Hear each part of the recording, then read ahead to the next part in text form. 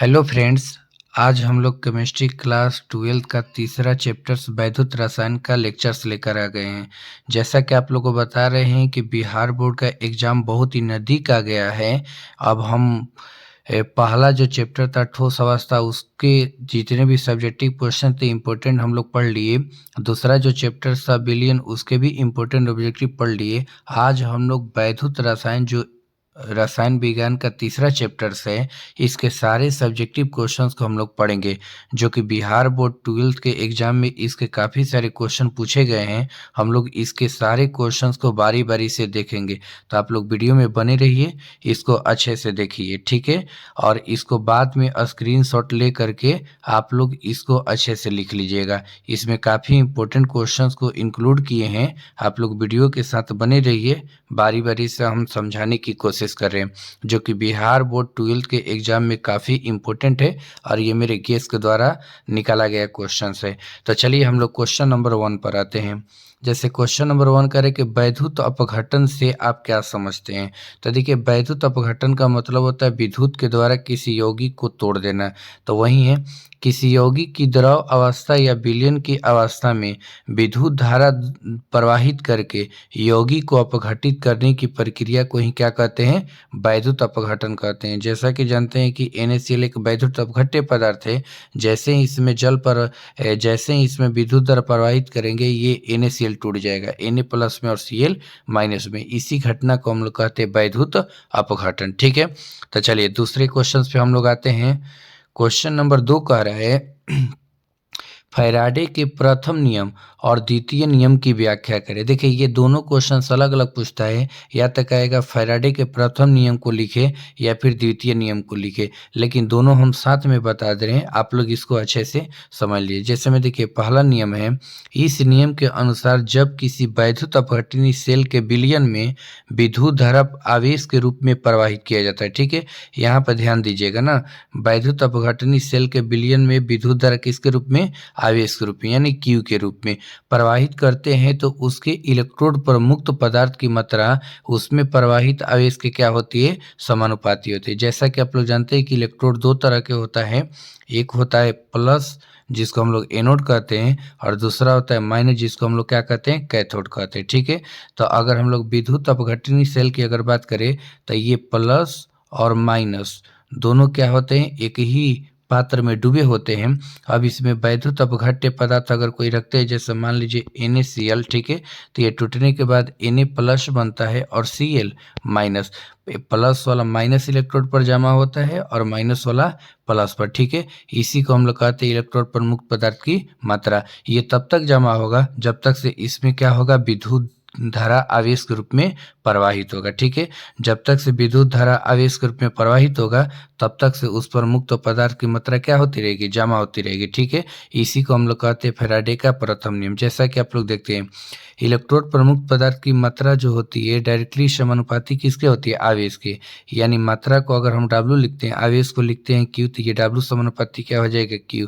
और जब समानुपाती हटेगा तो एक नियतांक आएगा Z, जिसको हम विद्युत रासायनिक तुल्यांक भी कहते हैं, ठीक है। और ये W बराबर हो जाएगा ZQ, या फिर Q बराबर हम सूत्र जानते हैं क्या होता है, IT, यानी विद्युत धारा गुणे समय। तो W बराबर ZIT भी फॉर्मूला होगा। यही फैराडे का क्या है, प्रथम नियम है। चलिए फैराडे के दूसरे नियम पर हम लोग आते हैं। ये कह रहा है कि इस नियम के अनुसार यदि श्रेणी क्रम में जोड़े गए विभिन्न वैद्युत अपघट्यों के विलयन में समान विद्युत धारा समान समय में प्रवाहित की जाए, तो इलेक्ट्रोड पर मुक्त होने वाले पदार्थ की मात्राएं तुल्यांकी भार के क्या होती है, अनुपात में होती है, ठीक है। जैसे कह रहे हैं कि देखिए, श्रेणी क्रम में कई वैद्युत अपघट्य पदार्थ है, ठीक है। जैसे आप लोग श्रेणी क्रम में देखे रहते वायर जोड़ा होता है, उसी तरह से मान लीजिए अगर हम लोग श्रेणी क्रम में ना काफ़ी सारे ये वैद्युत अपघटनी सेल अगर हम लोग जोड़ देते हैं, और इसमें जो इलेक्ट्रोड है, ठीक है, आप लोग थोड़ा सा ध्यान दीजिएगा। इसमें अगर समान समय, अगर समय सबका क्या हो, T हो, और विद्युत धारा इसमें I प्रवाहित हो रहा है, ठीक है। तो ये कह रहा है क्या कि वैद्युत अपघट्यों के विलयन में समान विद्युत धारा, ठीक है, I तीनों में, मान लीजिए ये श्रेणी क्रम में समान समय में, समय इसका क्या है, T है, प्रवाहित किए जाए, तो इलेक्ट्रोड पर जो मुक्त पदार्थ की मात्राएं होंगी उसके तुल्यांकी भर के क्या होगी, समानुपाती होगी। मान लीजिए इसका W1 है, इसका W2 है मुक्त पदार्थ की मात्रा, और इसका क्या है, W3 है। इसका मान के चलिए विद्युत रासायनिक तुल्यांक मान लीजिए इसका E1 है, ठीक है, और इसका क्या है E2 है, और इसका क्या है E3 है, ठीक है। तो ये क्या होगा W3 बटा में E3, W2 बटा में E2 और W1 बटा में E1, ठीक है। इसी के अनुपात को हम लोग क्या कहते हैं, फैराडे का द्वितीय नियम कहते हैं, ठीक है। तो आप लोग इसको अच्छे से समझ लीजिएगा। चलिए क्वेश्चन नंबर हम लोग थर्ड पर आते हैं। क्वेश्चन नंबर थर्ड कह रहा है विद्युत रासायनिक तुल्यांक क्या है। देखिए, जब किसी वैद्युत अपघटनी सेल में के विलयन में 1 एम्पीयर की विद्युत धारा 1 सेकंड में प्रवाहित की जाए तो उसके इलेक्ट्रोड पर मुक्त पदार्थ की जो मात्रा होती है उससे हम लोग क्या कहते हैं, विद्युत रासायनिक तुल्यांक कहते हैं। जैसे में देखिए, हम ऊपर लिखे था सूत्र W बराबर क्या था, ZI T था। W क्या था, ये मुक्त पदार्थ की मात्रा है, ठीक ना, इलेक्ट्रोड पर मुक्त पदार्थ की क्या है, मात्रा है, जिसमें, और ये जेड क्या है, विद्युत रासायनिक तुल्यांक है, ठीक है, और आई क्या है, विद्युत धारा है, और टी क्या है, समय है, ठीक है। आई का भी मान लीजिए मान 1 हो गया, टी का भी मान क्या हो गया, 1 हो गया, तो डब्ल्यू बराबर क्या होगा, जेड गुणे 1 गुणे 1। तो यहाँ पर डब्ल्यू किसके बराबर हो जाएगा, जेड के, यानी जो इलेक्ट्रोड पर मुक्त पदार्थ की मात्रा होगी वो विद्युत रासायनिक तुल्यांक के क्या होगी, बराबर हो जाएगी, ठीक है। इसी को हम लोग कहते हैं विद्युत रासायनिक तुल्यांक। तो यहाँ पर कह रहा है कि किसी वैद्युत अपघटनी सेल के विलयन में 1 एम्पीयर की विद्युत धारा 1 सेकेंड तक प्रवाहित की जाए तो उसके इलेक्ट्रोड पर मुक्त पदार्थ की जो मात्रा है, ठीक है, यानी W जो है वही विद्युत रासायनिक क्या हो जाएगा, तुल्यांक हो जाएगा, ठीक है। तो ये क्वेश्चन नंबर हम लोग 3 था। इसको आप लोग अच्छे से स्क्रीनशॉट मार के समझ लीजिएगा, ठीक है। ये बहुत ही बारीकी से समझा रहे हैं, आप लोग इसको समझिएगा, क्योंकि समय भी हमको कम देना है और समझाना भी ज़्यादा क्वेश्चन से, इसलिए आप लोग इसको अच्छे से समझ कर चलिएगा। क्वेश्चन नंबर 4 कह रहा है कि विशिष्ट प्रतिरोध क्या है। देखिए, कह रहा है कि विशिष्ट प्रतिरोध क्या होता है। विशिष्ट माने विशिष्टि होता है, और ये क्या होता है, देखिए 1 सेंटीमीटर लंबे तथा 1 सेंटीमीटर स्क्वायर अनुप्रस्थ काट के क्षेत्रफल वाले चालक में उत्पन्न प्रतिरोध को ही क्या कहते हैं, विशिष्ट प्रतिरोध कहते हैं। मान लीजिए ये चालक है, ठीक है, इसका कोई यूनिट भाग ले लीजिए, जैसे ये यूनिट भाग है, ठीक है, और इस यूनिट भाग का एरिया क्या है, 1 सेंटीमीटर स्क्वायर है, ठीक है, और ये 1 सेंटीमीटर लंबा भी है। इसी के अकॉर्डिंग जितना इसमें क्या होगा, प्रतिरोध उत्पन्न होगा, उसी को हम लोग क्या कहेंगे, विशिष्ट प्रतिरोध कहेंगे। यानी देखिए इसमें बहुत सारे यूनिट आप बना सकते हैं, ठीक है, प्रत्येक यूनिट में जितना प्रतिरोध क्या होगा, उत्पन्न होगा, उसी को हम लोग क्या कहेंगे, विशिष्ट प्रतिरोध। क्योंकि ये जो अनुप्रस्थ कट का क्षेत्रफल है वो कितना कह रहे हैं, वह कह रहा है 1 सेंटीमीटर स्क्वायर, ठीक है। तो आप ध्यान रखिएगा कि चालक की लंबाई 1 सेंटीमीटर हो और उसके अनुप्रस्थ कट का क्षेत्रफल 1 सेंटीमीटर स्क्वायर हो, उसी के अकॉर्डिंग जितना हम लोग का प्रतिरोध उत्पन्न होगा उसी को हम लोग क्या कहेंगे, विशिष्ट प्रतिरोध कहेंगे। और विशिष्ट प्रतिरोध का फॉर्मूला क्या होता है, जैसा कि आप लोग देख रहे हैं कि देखिए विशिष्ट प्रतिरोध रो इसको बोलते हैं, ठीक है। आर ए बटा में क्या होता है, एल, आर प्रतिरोध होता है, ए अनुप्रस्थ कट का क्षेत्रफल होता है, एल क्या होता है, चालक तार की लंबाई होता है, और रो क्या है, विशिष्ट प्रतिरोध है, ठीक है। अब चलिए एक ना छोटा सा अंतर के लिए हम लिखे हैं चालकता का परिभाषा। देखिए, प्रतिरोध के व्युत्क्रम को ही क्या कहते हैं, चालकता कहते हैं, ठीक है। प्रतिरोध के व्युत्क्रम को ही क्या कहते हैं, चालकता कहते हैं। अब जैसे मान के चलिए चालकता को हम लोग C से सूचित करते हैं और प्रतिरोध को R से कहते हैं, तो इसका व्युत्क्रम क्या बनेगा, 1 बटा में R, यानी C बराबर 1/R, यानी सेल की चालकता क्या होती है, 1 बटा में प्रतिरोध होती है, इसी के व्युत्क्रम को चालकता कहते हैं। अब इन दोनों में अंतर भी आगे देगा, जैसा कि हम आप लोग को दिखा रहे हैं। देखिए विशिष्ट चालकता एवं मूलर चालकता में क्या अंतर है, जो कि हम आगे बताते हैं, ठीक है। विशिष्ट चालकता तो आप लोग देख लिए, ठीक है, 1 मिनट। अच्छा, विशिष्ट प्रतिरोध था, चलिए विशिष्ट चालकता बता देते हैं और फिर मोलर चालकता बता देते हैं, ठीक है। इसके अंतर को पहले हम लोग देते हैं। विशिष्ट चालकता क्या होता है, देखिए किसी चालक के विशिष्ट प्रतिरोध के व्युत्क्रम को ही क्या कहते हैं, विशिष्ट चालकता कहते हैं, ठीक है। अभी अभी विशिष्ट प्रतिरोध को आप लोग रो लिखे थे, ठीक है, और विशिष्ट चालकता को हम लोग लिखते हैं कप्पा। तो देखिए कप्पा बराबर हो जाएगा 1 बटा में रो, ठीक है। तो इसी के व्युत्क्रम को हम लोग क्या कहेंगे, विशिष्ट चालकता कहेंगे, ठीक है। जैसे कप्पा बराबर 1 बटा क्या है, रो है। अब चलिए देख लेते हैं मोलर चालकता क्या होता है। 1 मोलर, ठीक है, कोई भी मान के चलिए विलयन है, उस वैद्युत अपघट्य का जो दिया गया मान है या फिर जो भी है वो कितना दिया गया है, 1 मोलर दिया गया है। तो कह रहे हैं कि 1 मोलर वैद्युत अपघट्य के विलयन में दोनों इलेक्ट्रोडों के बीच प्रवाहित विद्युत धारा से उत्पन्न चालकता को ही क्या कहते हैं, मोलर चालकता कहते हैं। जैसे मान के चलिए कोई वैद्युत अपघट्य पदार्थ है, ठीक है, इसमें वैद्युत अपघट्य पदार्थ है जिसकी सांद्रता कितनी दी गई, 1 मोलर। अब 1 मोलर के द्वारा इन इलेक्ट्रोडों पर जितना ही चालकता उत्पन्न होगी एनोड और कैथोड के अकॉर्डिंग, उसी को हम लोग क्या कहेंगे, मोलर चालकता कहेंगे। ठीक है, तो देखिए इसके अंतर को आप लोग ना ऐसे दो और बनाकर मत लिखिएगा। ठीक है, दोनों का क्या कीजिएगा, जिस तरह से टॉप पे डाल करके डिफिनीशन लिखे हैं उसी तरह से लिख दीजिएगा। ये इंपॉर्टेंट क्वेश्चन से पूछा भी है। अब चलिए दूसरे क्वेश्चन इसके छठे पर आते, विशिष्ट चालकता एवं समतुल्यांक चालकता या तुल्यांकी चालकता को परिभाषित करें। तो विशिष्ट चालकता तो हम लोग समझ गए कि विशिष्ट प्रतिरोध के व्युत्क्रम को ही कहते हैं। अब चलिए समतुल्यांक चालकता समझ लेते हैं, जो कि यहाँ पर देखिए लिखा गया है। समतुल्यांक चालकता कहे चाहे तुल्यांकी चालकता कहे, ये दोनों चीजें हम लोग क्या कर सकते हैं, समझ सकते हैं। तो चलिए इसको भी हम लोग समझ लेते हैं। देखिए कह रहा है ये 1 ग्राम तुल्यांक वैद्युत अपघट्य के बिलियन में। ठीक है, जिस तरह से ये 1 मोलर दिया था, अब की बार कितना दे दिया है, 1 ग्राम दिया है। ठीक है, बिलियन में दोनों इलेक्ट्रोडों के बीच प्रवाहित विद्युत धारा से उत्पन्न चालकता को ही क्या कहते हैं, तुल्यांकी चालकता कहते हैं। ठीक है, जैसा कि आप लोग देखे थे कि ये जो मान के चलिए हम लोग का बिलियन था, और इसमें जो दोनों इलेक्ट्रोड था प्लस और क्या था, माइनस, और इसकी जो सांद्रता थी 1 मोलर थी, इसके द्वारा जो इलेक्ट्रोड पर होता था जो भी एक इलेक्ट्रोड के द्वारा जो उत्पन्न चालकता होता था उससे हम लोग क्या कहते थे, यहाँ पर मोलर चालकता कहते थे। अब इसी को अगर 1 ग्राम ले लिया जाए, ठीक है, अब 1 ग्राम के द्वारा जितनी चालकता उत्पन्न होगी उससे हम लोग क्या कहेंगे, तुल्यांकी चालकता। तो इन तीनों को एक बार देख लीजिए अच्छे से। ठीक है, इन तीनों में से किसी दो को मिला करके क्या देता है, अंतर देता है। इस अंतर को हम अच्छे से क्या करेंगे, समझ लेंगे। ठीक है, तो चलिए अगले क्वेश्चन पर हम लोग आते हैं।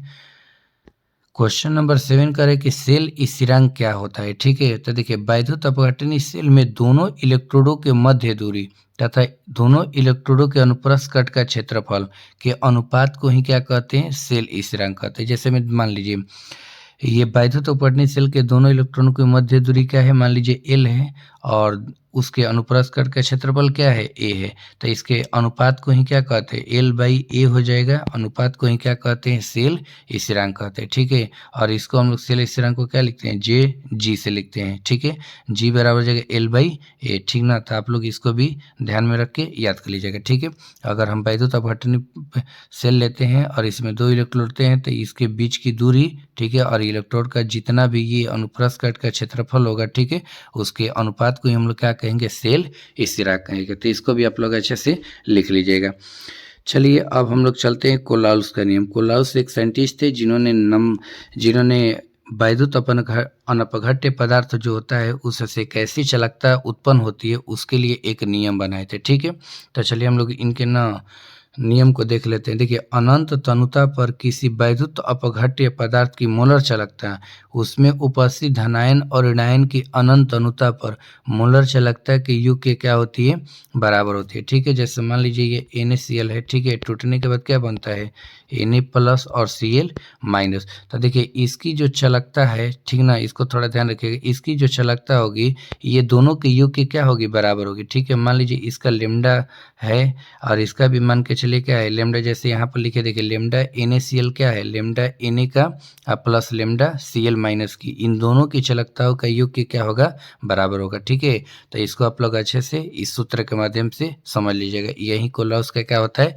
नियम होता है। तो फिर से एक बार रिपीट कर देते हैं। देखिए, किसी वैद्युत अपघट्य पदार्थ की जो मोलर चालकता होती है, ठीक है, इसकी जो मोलर चालकता होती है उसमें उपस्थित धनायन के रूप में क्या होगा, Na प्लस होगा। ठीक है, और ऋणायन की अनंत अनुता पर मोलर चालकता है, यानी इन दोनों धनायन और ऋणायन दोनों की मोलर चालकता का जो योग होगा वही कहलाएगा कोलाउस का नियम। ठीक है, तो इसको भी आप लोग लिख लीजिएगा। चलिए क्वेश्चन नंबर आते हैं हम लोग 9 पर। ये इंपॉर्टेंट क्वेश्चन है, इसके काफ़ी सारे ऑब्जेक्टिव क्वेश्चंस भी है। तो देखिए कह रहे हैं कि प्राथमिक सेल और द्वितीयक सेल से क्या समझते हैं। तो देखिए प्राथमिक सेल्स क्या है, वैसा सेल जिसमें रेडॉक्स अभिक्रिया सिर्फ एक ही बार होता है, अर्थात पुनः उसे आवेशित नहीं किया जा सकता, उसे क्या कहते हैं, प्राथमिक सेल। ऐसा समझ लीजिए जैसे मान लीजिए घड़ी का जो सेल होता है एक बार खत्म होता है तो दोबारा उसे चार्ज नहीं किया जाता, यानी आवेशित नहीं किया जाता है। ठीक है, तो जो आवेशित नहीं होता है उसमें रेडॉक्स अभिक्रिया सिर्फ एक ही बार होती है, और वैसे ही सेल को हम लोग क्या कहते हैं, प्राथमिक सेल। यानी ऐसा समझिए जिसको एक बार यूज किए दोबारा नहीं यूज कर सकते हैं, उसी को हम लोग क्या कहेंगे, प्राथमिक सेल। अब द्वितीयक सेल क्या कर रहा है कि वैसा सेल जिसमें बाहरी स्रोतों से विद्युत विद्युत द्वारा प्रवाहित करके आवेशित किया जा सकता है उसे द्वितीयक सेल कहते हैं। ठीक है, यानी ऐसा समझ लिए कि जिस सेल को बार बार हम लोग चार्ज कर सकते हैं और चार्ज करके पुनः उपयोग में ला सकते हैं उसको हम लोग क्या कहते हैं, द्वितीयक सेल। ठीक है, तो ये प्राथमिक और द्वितीयक समझ गए कि प्राथमिक जो एक बार यूज हो जाए दोबारा यूज में नहीं आएगा, और द्वितीयक एक बार यूज होने के बाद बार बार यूज आएगा, उसी को हम लोग कहते हैं। ठीक है, इसके एग्जाम्पल काफ़ी इंपॉर्टेंट है, याद कर लीजिएगा, ऑब्जेक्टिव में भी देता है। जैसे देखिए, प्राथमिक का लेकलांची सेल है, इसको शुष्क सेल भी कहते हैं, डैनियल सेल है तथा मरकरी सेल भी है। ठीक है, जैसे और द्वितीय सेल का है लेड संचायक सेल और निकल कैडमियम संचायक सेल, जो कि काफ़ी इंपॉर्टेंट है, ऑब्जेक्टिव में भी देता है, तो इसको याद कर लीजिएगा। क्वेश्चन नंबर हम लोग 10 पे आते हैं। क्वेश्चन नंबर 10 कह रहा है कि वैद्युत अपघटनी सेल और विद्युत रासायनिक सेल में क्या अंतर है। ठीक है, ये इंपॉर्टेंट क्वेश्चन है, इसको आप लोग थोड़ा सा ध्यान में रखिएगा। ये 2 मार्क्स में भी देता है और ये 5 मार्क्स में भी देता है, तो दोनों के लिए काम आएगा और ऑब्जेक्टिव में भी देता है। ठीक है, तो इसको आप लोग अच्छे से ध्यान में रखिएगा। तो चलिए इसको हम लोग समझ लेते हैं।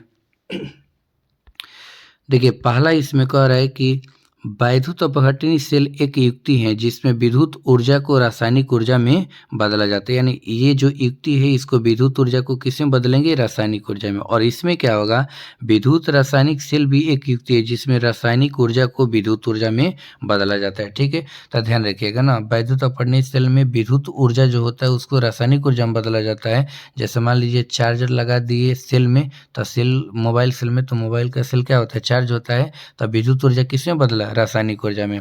अब ये है रासायनिक ऊर्जा को विद्युत ऊर्जा में बदला। जैसे मान लीजिए सौर प्लेट है और बैटरी से कनेक्ट किए हैं, तो सौर प्लेट की जो रासायनिक ऊर्जा है वो विद्युत ऊर्जा यानी बैटरी को चार्ज करने में लग जाएगी। ठीक है, तो ये दोनों आप लोग याद रखें, ये रासायनिक ऊर्जा को विद्युत में बदलेगा और ये विद्युत को रासायनिक में बदलेगा। ठीक है, दूसरा इसका है वैद्युत अपघटनी सेल में एनोड क्या होता है, एनोड पर धनावेश चार्ज होता है और कैथोड पर ऋणावेश होता है। जबकि इसमें क्या होता है, इसमें एनोड पर ऋणावेश होता है और कैथोड पर क्या होता है, धनावेश होता है। ठीक है, ये दोनों अपोजिट इलेक्ट्रोड होते हैं, इसको ध्यान में रखिएगा।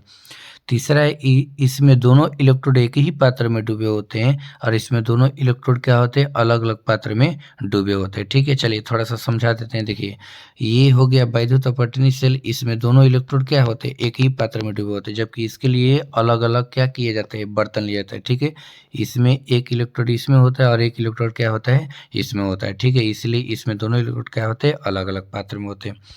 चलिए क्वेश्चन नंबर आते हैं हम लोग 11 पर। 11 कह रहा है कि धात्विक चालक एवं विद्युत अपघटनी चालक में क्या अंतर है। ठीक है, एक धात्विक चालक है, एक विद्युत अपघटनी चालक है, इन दोनों में क्या अंतर है इसको भी देख लीजिए।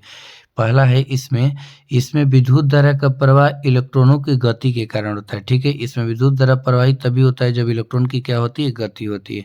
और इसमें कह रहे हैं कि इसमें विद्युत धारा का प्रवाह आयनों की गति के कारण होता है। ठीक है, विद्युत अपघटनी चालक ये आयन के द्वारा गति करते हैं और ये किसके द्वारा, इलेक्ट्रॉन के द्वारा गति करते हैं। ठीक है, इस क्रिया में पदार्थ का स्थानांतरण नहीं होता है, इसमें कोई भी पदार्थ का स्थानांतरण नहीं होता है धात्विक चालक में। इसमें आयनों के रूप में पदार्थ का स्थानांतरण होता है, क्योंकि इसमें आयन बनते हैं तो वहीं आयन गमन होते हैं, तो इसलिए इसमें पदार्थ का स्थानांतरण होता है, जबकि इसमें नहीं होता, इलेक्ट्रॉन का होता है। ठीक है, अब हम लोग इसमें देखते हैं, इसकी चालकता सामान्यतः उच्च होती है क्योंकि ये क्या है, धात्विक चालक है, और इसकी चालकता सामान्यतः निम्न होती है क्योंकि ये क्या है, इसमें वैद्युत अपघट्य पदार्थ का इस्तेमाल करते हैं जो कि काफ़ी के अचालक के जैसे भी कुछ होते हैं, इसलिए इनकी क्या होती है, चालकता निम्न होती है और इसका क्या होता है, उच्च होता है। ठीक है, तो इसके भी अंतर को आप लोग लिख लीजिएगा। चलिए क्वेश्चन नंबर 14 पर आते हैं, 12 पर आते हैं, जो कि काफ़ी क्या है, इम्पोर्टेंट्स है। ठीक है, ये क्वेश्चन इस चैप्टर का सबसे इम्पोर्टेंस है और ये हमारे गेस के हिसाब से है, आप लोग इसको अच्छे से समझ लीजिएगा। देखिए कह रहे हैं कि लवण सेतु किसे कहते हैं, इनके उपयोगों को लिखे। ठीक है, तो देखिए लवण सेतु वैसा सेतु जो यू आकार का होता है। ठीक है, जिसके द्वारा विद्युत रासायनिक सेल में एक विलयन से दूसरे विलयन में आयनों का क्या होता है, गमन होता है, परंतु दोनों विलयन मिश्रित नहीं होते हैं, वैसे ही सेतु को क्या कहते हैं, लवण सेतु कहते हैं। ठीक है, जैसा में देख लीजिए, हम बना देते हैं। ठीक है, ये मान के चलिए एक कंटेनर है, ये एक कंटेनर है। ठीक है, और इसमें एक इलेक्ट्रोड है, इसमें एक इलेक्ट्रोड है। ठीक है, अब हम लोग क्या काम करेंगे, इसके साल्ट ब्रिज को बनाते हैं। तो देखिए ये साल्ट ब्रिज ऐसे ही बनता है, ये जो ब्लू कलर वाला जो है, ठीक है, इसी को हम लोग क्या कहते हैं, लवण सेतु कहते हैं। ये दोनों विलयनों को मिलने नहीं देता है, बल्कि जो इसके आयन होते हैं उसको क्या करता है, आदान प्रदान करता है। और इसको ठीक उल्टा कर दीजिएगा तो ये कैसा दिखाई देगा, यू आकार का, और ये विद्युत रासायनिक सेल में होता है, ठीक है। तो इसको थोड़ा सा अच्छे से समझ लीजिएगा। तो यहाँ पर कह क्या रहा था कि वैसा सेतु जो यू आकार का होता है, जिसके द्वारा विद्युत रासायनिक सेल में एक विलयन से दूसरे विलयन में आयनों का क्या करते, गमन करते, जैसा कि हम बनाए थे। परंतु दोनों विलयन मिश्रित नहीं होते हैं, तो ऐसे सेतु को ही क्या कहते हैं, लवण सेतु कहते हैं, ठीक है। अब इसके उपयोग कर रहे थे, चलिए इसके उपयोग को भी देख लेते हैं ना। ये ध्यान रखिएगा, 2 नंबर में भी देता है और बी करके 5 नंबर में भी देता है ना। देखिए, पहला करे कि यह परिपथ को पूर्ण करके एक विलयन से दूसरे विलयन में विद्युत धारा को क्या करता है, प्रवाहित करता है, ठीक है। जैसा कि हम ये जोड़े थे कि एक ये हो गया और एक ये हो गया, ठीक है। और इसमें जब हम लोग ना साल्ट ब्रिज लेते हैं, थोड़ा ध्यान दीजिएगा, तो ये क्या करता है, इसके आयन को इसमें प्रवाहित होने देता है, ठीक है। दूसरा कह रहा है कि एक अर्धसेल से दूसरे अर्धसेल में आयनों का भी गमन होता है। ये पहला अर्धसेल है और ये दूसरा अर्धसेल है, तो इसमें से इसमें अवनमन होता है, ठीक है, गमन होता है। तीसरा है, यह दोनों अर्धसेलों में उपस्थित विद्युत उदासीनता को क्या करता है, बनाए रखता है, ठीक है। यानी किसी में भी आयनों की कमी नहीं होने देता है। जैसे मान लीजिए प्लस हुआ और माइनस हुआ, जितना प्लस की संख्या उतना ही माइनस की संख्या, उसकी उदासीनता को क्या करता है, बनाए रखता है, ठीक है। तो आप लोग इसको अच्छे से लिख लीजिएगा। चलिए अब क्वेश्चन नंबर हम लोग आते हैं 13 पर। क्वेश्चन नंबर 13 का आता है, अब बहुत छोटा छोटा क्वेश्चन है, इसको आप लोग देखते चलिए। 13 कह रहे कि विद्युत रासायनिक सेल के प्रत्येक, यहाँ पर अच्छा अर्ध सेल कह रहे, हाँ अर्ध सेल किसे कहते हैं, देखिए विद्युत रासायनिक सेल के प्रत्येक पात्र को ही क्या कहते हैं, अर्ध सेल कहते हैं, तथा अर्ध सेल में होने वाली अभिक्रिया को क्या कहते हैं, अर्ध सेल अभिक्रिया कहते हैं। केवल हमसे अर्ध सेल पूछा है तो इसी को कहेंगे। जैसे बताए थे कि जैसे मान लीजिए ये विद्युत रासायनिक सेल है, ठीक है, इसमें एक इलेक्ट्रोड ले लेते हैं, ठीक है, और इसमें लवण सेतु यानी साल्ट ब्रिज डाल देते हैं। तो देखिए ये अर्ध सेल ए है और ये क्या है, बी, यानी दोनों अर्ध सेल है, ठीक है। तो यही कह रहे हैं कि विद्युत रासायनिक सेल जो है उसके प्रत्येक पात्र को हम लोग क्या कहते हैं, अर्ध सेल कहते हैं, ठीक है। चलिए इसके नीचे कुछ लिखे हैं, देख लीजिएगा। इसमें एनोड लेफ्ट में होता है और इस पर ऑक्सीडेशन होता है, कैथोड राइट में होता है और उस पर क्या होता है, रिडक्शन होता है, ठीक है। जैसे ये बनाते हैं तो ये बना रहे हैं, तो जैसे मान लीजिए इलेक्ट्रोड है, तो ये क्या होगा, यहाँ पर राइट में जो होगा वो कैथोड होगा और जो इधर लेफ्ट में होगा ये क्या होगा, एनोड होगा। चलिए अगले क्वेश्चन पे आते हैं, विद्युत रासायनिक श्रेणी किसे कहते हैं। देखिए विभिन्न तत्वों को उनके मानक इलेक्ट्रोड, ठीक है, जितने भी तत्व होते हैं उनके एक मानक इलेक्ट्रोड मान दिया रहता है, ठीक है। विभव के क्रम में सजाने पर तत्वों की क्या होती है, श्रेणी बनती है। जैसे माइनस से धीरे धीरे आएगा जीरो पर, जीरो से फिर किस में आएगा, प्लस में, या फिर प्लस से जाएगा कहाँ, जीरो, और जीरो से कहाँ जाएगा, माइनस, ठीक है। इसी तरह से ना इलेक्ट्रोड विभव के द्वारा एक तत्वों की क्या होती है, श्रेणी बनती है, जिसे हम लोग क्या कहते हैं, विद्युत रासायनिक श्रेणी कहते हैं, ठीक है। तो आप लोग इसको ध्यान रखेंगे। जैसे देखिए विद्युत विभिन्न तत्वों को मानक इलेक्ट्रोड विभव के क्रम में सजाने पर तत्वों की क्या होती है, श्रेणी बनती है, जिसे विद्युत रासायनिक श्रेणी कहते हैं। जैसे देखिए जिंक का होता है कितना, -0.76 वोल्ट, और कॉपर का कितना होता है, +0.34, ठीक है। तो इसी क्रम में सजाया जाता है, ठीक ना। जैसे आपको बताए थे, जैसे मान लीजिए प्लस हो गया, फिर जीरो हो गया, फिर माइनस हो गया, फिर माइनस हुआ, जीरो हुआ, और फिर क्या होगा, प्लस।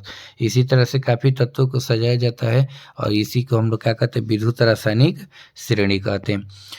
चलिए क्वेश्चन नंबर हम लोग ना 15 में आते हैं। 15 क्या करें, इसको देखिए, इलेक्ट्रोड विभव किसे कहते हैं, ठीक है। इलेक्ट्रोड विभव क्या कहते हैं, तो वही समझिए कि इलेक्ट्रोड दो प्रकार के होते हैं, एक एनोड होता है और दूसरा क्या होता है, कैथोड होता है, ठीक है। इसमें वैद्युत अपघट्य पदार्थ की वजह से जितना विभव आएगा उसी को हम लोग क्या कहेंगे, इलेक्ट्रोड विभव कहेंगे। चलिए इसको हम लोग समझ लेते हैं। देखिए किसी सेल के दोनों अर्धसेलों में उपस्थित इलेक्ट्रोड, ठीक है, तथा उनके विलयन में उपस्थित आयनों के बीच उत्पन्न विभवांतर को ही क्या कहते हैं, इलेक्ट्रोड विभव कहते हैं, ठीक है। अब जैसे मान के चलिए हम लोग का यही है, एक एनोड का इलेक्ट्रोड है, दूसरा क्या है, कैथोड का है, ठीक है। इसमें जो विलयन है, इस विलयन के जो वैद्युत अपघट्य पदार्थ हैं, ठीक है, इस पर क्या करेंगे, विभव जमा करेंगे, प्लस पर भी और माइनस पर भी। इन दोनों के अंतर को ही हम लोग क्या कहेंगे, इन दोनों के अंतर को ही हम लोग क्या कहेंगे, इलेक्ट्रोड विभव। इलेक्ट्रोड विभव का मतलब होता है विभवांतर, दो विभवों के अंतर को, ठीक है, यानी दो वोल्टेज के अंतर को ये बताते हैं। अब देखिए जैसे ऑक्सीकरण, जब धातु जो होता है आयन में बदलता है तो ये ऑक्सीकरण होता है, और जब आयन धातु में बदलता है तो क्या होता है, अवकरण यानी अपचयन होता है, ठीक है। तो विभव यहाँ पर लिखे हम, जैसे जिंक का इतना होता है, और देखिए जब धातु यानी Zn से ये लिखा है ना Zn2+, तो ये हुआ ऑक्सीकरण, और यहाँ पर देखिए यहाँ पर आयन से क्या बना है, जिंक बना है, तो इसका क्या हुआ, अवकरण, ठीक है। तो जब आयन धातु में बदलता है तो अवकरण होता है, और जब धातु आयन में बदलता है तो इसका क्या होता है, ऑक्सीकरण होता है। तो ये ऑक्सीकरण अवकरण में न अंतर होता है, केवल साइन का। अगर मान लीजिए ऑक्सीकरण में प्लस साइन है तो अवकरण में क्या हो जाएगा, माइनस। जैसा कि देखिए इसमें प्लस है तो इसमें क्या है, माइनस है, ठीक है। तो बस यही अंतर होता है, ठीक ना। तो दोनों विभव जैसे दोनों इलेक्ट्रोड था, ठीक है, तो कितना होगा, अगर इस पर प्लस हुआ तो उतना ही इस पर क्या हो जाएगा, माइनस हो जाएगा, ठीक है। तो इसी के अंतर को हम लोग क्या कहते हैं, इलेक्ट्रोड विभव कहते हैं। चलिए अगले क्वेश्चन पे आते हैं। अब देखिए मानक में कुछ ऐसा हो जाता है, मानक इलेक्ट्रोड विभव, ठीक है। तो जो ऊपर वाला है सेम यही है, ऊपर वाला जो है सेम यही है, बस इसमें क्या आ जाएगा, 1 मोलर आ जाएगा, ठीक है, और ताप आ जाएगा 298 केल्विन ताप आ जाएगा, 1 मोलर आ जाएगा। बाकी डिफिनीशन यही है, आप लोग इसको देख लीजिए, ये मानक में बदल जाता है। जैसे देखिए 298 केल्विन ताप पर एक इलेक्ट्रोड को उसके 1 मोलर आयनों के सांद्रवण विलयन में डुबाया जाता है, तो उसके द्वारा उत्पन्न इलेक्ट्रोड विभव को ही क्या कहते हैं, मानक इलेक्ट्रोड विभव कहते हैं, ठीक है। डेफिनेशन वही है, बस अंतर इतना है कि इसमें दे दिया है सांद्रता 1 मोलर और ताप कितना दिया, 298 केल्विन, ठीक है। तो इसको भी आप लोग देख लीजिएगा। अब चलिए अगला क्वेश्चन पे आते हैं हम लोग, सेल विभव किसे कहते हैं ना, सेल विभव पूछ रहे हैं, तो इसको थोड़ा सा केवल अंतर करना है। देखिए जब किसी सेल के दोनों अर्ध सेल में विद्युत धारा प्रवाहित हो रही होती है, ठीक है, सेल के दोनों अर्ध सेलों में विद्युत धारा क्या हो रही है, प्रवाहित हो रही है, तो उसमें उपस्थित दोनों इलेक्ट्रोड के बीच उत्पन्न विभवांतर को ही क्या कहते हैं, सेल विभव कहते हैं। यानी कुछ समझ लीजिए कि अगर अर्ध सेल में विद्युत धारा प्रवाहित हो रही है तो ही सेल विभव बनेगा, अन्यथा नहीं बनेगा, ठीक है। तब प्रवाहित हो रही है तो उनके द्वारा जितना भी विभव प्लस और माइनस के अकॉर्डिंग उत्पन्न होगा, उनके अंतर को ही क्या कहते हैं, उनके अंतर को ही क्या कहेंगे, यानी विभवांतर को ही क्या कहेंगे, सेल विभव कहेंगे, ठीक है। समय कम है इसलिए हम थोड़ा थोड़ा समझाते हुए चल रहे हैं, नहीं तो इसको क्लास में काफ़ी अच्छे से स्टडी कराए हैं। आप लोग इसको स्क्रीनशॉट मार करके लिख लीजिएगा, वो अभी काम आ जाएगा, ठीक है। चलिए अब उसी तरह से मानक सेल विभव, जैसा कि देखिए मानक आया था तो इसमें क्या हम लोग जोड़े थे 298 केल्विन 1 मोलर, और डिफिनीशन जैसा ऊपर वाला का था उसी तरह से हम लोग क्या कहते हैं, वही डिफिनीशन लिखे थे। उसी प्रकार से यहाँ पर देखिए सेल विभव है और यहाँ पर दे दिया है मानक सेल विभव, तो क्या फर्क पड़ेगा, इसमें वही चीज़ आ जाएगा। किसी सेल में ये जो सेंटीग्रेड में इसको केल्विन बदलेगा तो 298 केल्विन ही आएगा, ठीक है। यानी इसमें जुड़ जाता है ना, 273 जोड़ा जाता है केल्विन में बदलने के लिए, तो 25 273 करिएगा तो कितना आ जाएगा, 298 आ जाएगा, ठीक ना। 5 3 8 7 2 9 और 2, ठीक है। तो वही चीज़ है, डिग्री में दे या फिर केल्विन में दे, बात वही है ना, जैसा कि लिखे भी हैं। देखिए किसी सेल में 25 डिग्री सेंटीग्रेड या 298 केल्विन ताप पर बिलियन के 1 मोलर आयन द्वारा, कितना करे, बिलियन के 1 मोलर आयन द्वारा उत्पन्न सेल विभव को ही, जो सेल विभव बनाए थे हम लोग को क्या कहते हैं, मानक सेल विभव कहते हैं, ठीक है। बस मानक रहता है तो यही चीज़ें लग जाता है, 298 केल्विन और 1 मोलर, ठीक है। तो इसको आप लोग ध्यान रखिएगा ना, 1 मोलर को और 298 केल्विन को। अब चलिए इसके ना थोड़ा सा एक सूत्र बनता है, जैसे ई नोट सेल को सेल विभव मानक सेल विभव कहते हैं, और ये क्या होता है, ई नोट का एथोड जो कि रिडक्शन होता है, माइनस ई नोट ए नोट, और ये भी क्या होता है, रिडक्शन होता है। रिडक्शन का मतलब होता है जब आयन किस में बदलता है, जब आयन धातु में बदलता है तो इसी को हम लोग कहते हैं रिडक्शन, यानी जिंक आयन धातु में बदल गया तो इसी चीज़ को कहते हैं रिडक्शन, और रिडक्शन का मान दिया रहता है, ठीक है। अगर मान लीजिए रिडक्शन का मान माइनस में दिया है तो ऑक्सीडेशन का मान उतना ही क्या होगा, प्लस में होगा, तो ऐसे होता है, ठीक है। चलिए अगले क्वेश्चन पे हम लोग आते हैं। देखिए विद्युत वाहक बल ईएमएफ को परिभाषित करें। विद्युत वाहक बल को ना हम लोग ईएमएफ भी कहते हैं, कोष्टक में लीजिए, यानी इसको इलेक्ट्रोमोटिव फोर्स कहते हैं, इसको कोष्टक में लिख लीजिएगा ना। विद्युत वाहक बल कहे या फिर ईएमएफ कहे, उसको कैसे परिभाषित करते हैं इसको थोड़ा सा देख लीजिए। इसको परिभाषित करने से पहले यहाँ पर क्या कर रहा था, थोड़ा सा ये देख लीजिए। कह रहा था कि विद्युत धारा प्रवाहित हो रही है तब, ठीक है। अब यहाँ पर क्या कहेगा इसके क्वेश्चंस में देखिए, जब किसी सेल में विद्युत धारा प्रवाहित नहीं हो रही है तब, ठीक है। उसमें प्रवाहित हो रही थी तो जितना उत्पन्न होता था उसको बोलते थे, ठीक है, सेल विभव। और इसमें विद्युत धारा प्रवाहित नहीं हो रही है, ठीक है, इसमें पहले से ऊर्जा क्या हुआ है, स्टोर है, तो उसके दोनों इलेक्ट्रोडों के बीच उत्पन्न विभवांतर को ही क्या कहेंगे, ईएमएफ कहेंगे, ठीक है। जब प्रवाहित नहीं होती है तो दोनों इलेक्ट्रोडों के बीच जो उत्पन्न होगी विभवांतर, उसको हम क्या कहेंगे, ईएमएफ, यानी विद्युत वाहक बल, ठीक है। आज जब हो रही होगी तब हम लोग उसको क्या कहेंगे, बताइए, सेल विभव कहेंगे, ठीक है। तो चलिए अगले क्वेश्चन पर हम लोग आते हैं। इसके डिफिनीशन के हिसाब से जो सूत्र ऊपर वाला लिखे तो वहीं यही हो जाएगा, ठीक है। ईएमएफ बराबर होता है ई नोट कैथोड माइनस ई नोट ए नोट। अगला क्वेश्चन 20 है, नरनश समीकरण की व्याख्या करें। नरनश साइंटिस्ट थे, इनका समीकरण क्या था देख लीजिए। नरनश वैज्ञानिक ने सेल विभव और सेल अभिक्रियाओं में, ठीक है, जो सेल विभव है और सेल अभिक्रिया में अभिकारक और प्रतिफल की सांद्रताओं में एक संबंध स्थापित किए थे, ठीक है। देखिए कोई भी अभिक्रिया हम लोग कराते हैं तो उसके अभिकारक और प्रतिफल दोनों की सांद्रता लिखते हैं, ठीक है। और वही सांद्रता सेल में अभिक्रिया करता है जिससे सेल विभव बनता है। इनके संबंध में एक समीकरण बनाए थे जिसे हम लोग क्या कहते हैं, नरनस्ट समीकरण। और ये समीकरण इस प्रकार से था, ई रिडक्शन बराबर ई नॉट रिडक्शन, यानी मानक इलेक्ट्रोड विभव या और इलेक्ट्रोड विभव माइनस 0.059 बटा में एन था, एन चार्ज था, log 1 बटा में एम एन प्लस जो सांद्रता का आयन बनता था जो दिया रहता था वो था, ठीक है।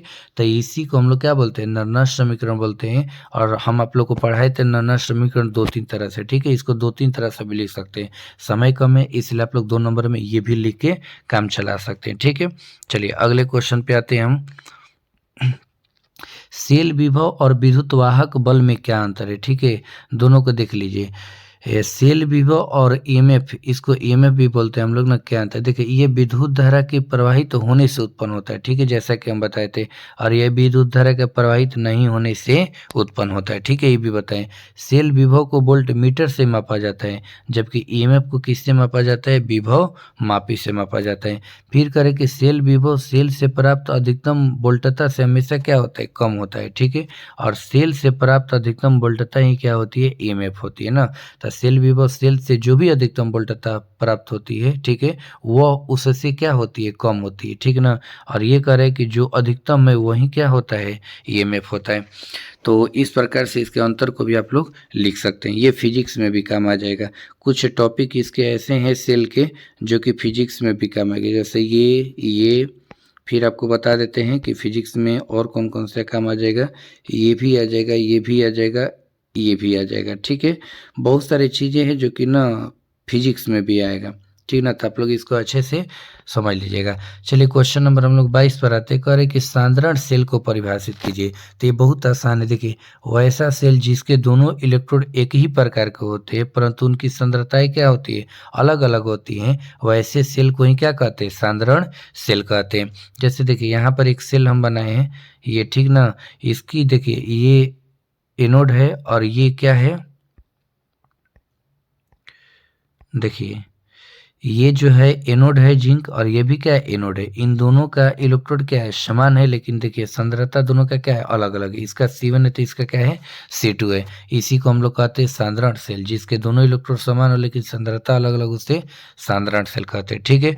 चलिए अब आते हैं हम लोग ना डैनियल से। देखिए डैनियल सेल क्या होता है, वैसा सेल जिसमें एनोड इलेक्ट्रोड जिंक का और कैथोड इलेक्ट्रोड कॉपर का होता है उसे डैनियल सेल कहते हैं, ठीक है। तो देखिए यहाँ पर एक सेल बनाए हैं, इसमें जो एनोड इलेक्ट्रोड है ये जिंक का है और ये कैथोड इलेक्ट्रोड है वो कॉपर का है, इसी को हम लोग क्या कहते हैं, डैनियल सेल, ठीक ना। जो सेल जिंक और कॉपर से बना होता है उसे क्या कहते हैं हम लोग, डैनियल सेल कहते हैं। अब यहाँ पर चलिए दिया गया है क्वेश्चन अगला, निम्न को परिभाषित कीजिए। जैसे संक्षारण है, विद्युत लेपन है, बहुत ही आसान है, देख लीजिए संक्षारण क्या होता है।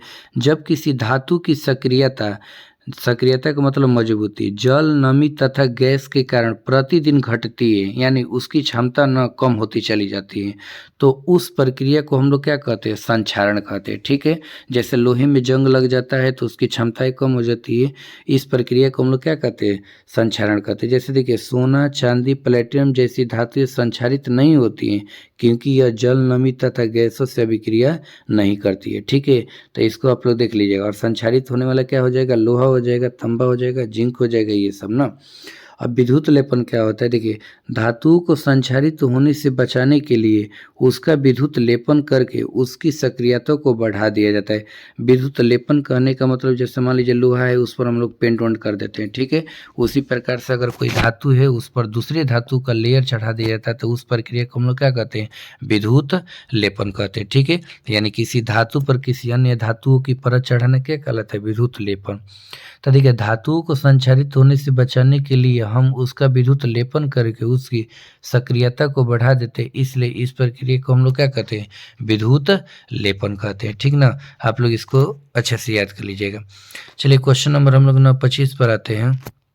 25 कह रहा है कि किसी विलयन की चालकता तनुता बढ़ाने पर क्यों घटती है। अब जैसे किसी विलयन की चालकता है, उसमें तनुता का मतलब कोई पतला घोल अगर डाल देते हैं तो वो कैसे बढ़ जाती है, नहीं सॉरी, किसी विलयन की चालकता तनुता बढ़ाने पर क्यों घटती है। ठीक है ना, यानी तनुता को मतलब पतला करने पर कोई विलयन है तो ये घट जाती है इसकी चालकता क्यों। चलिए इसको देख लेते हैं। देखिए विलयन की तनुता बढ़ाने पर विलयन की इकाई आयतन में उपस्थित आयनों की संख्या क्या होती है, घट जाती है। ठीक है, यानी जितना तनुता बढ़ाइएगा उसमें आयनों की संख्या क्या होती है, घट जाती है।